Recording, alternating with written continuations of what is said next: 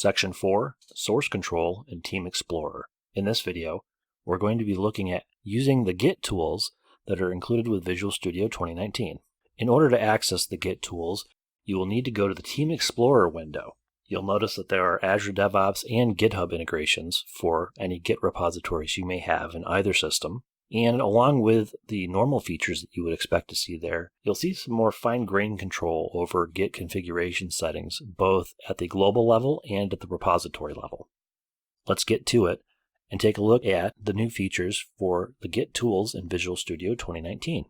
Let's go ahead and have a look at Team Explorer and take a look at some of the features that are in here for your Git tools. You can see changes, pull requests, tags, graphs, the wiki, branches, sync, pulse, issues, and settings. Let's take a look at settings real quick. And for repository settings, you can put in your username or email address. You can also set some specific things in here. A couple of things you can change: prune remote branches. You can set that to true, which is the default, or you can rebase local branches. That's also set to true. You can change your git ignore or your attributes file, and if you don't have diff tools set up, you can use Visual Studio. So clicking on those is going to use Visual Studio to perform your diffs and merges.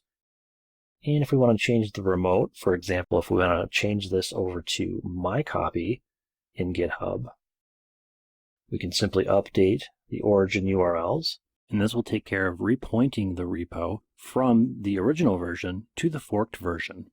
You can see here that you can go straight to your path, which is now updated to my repository.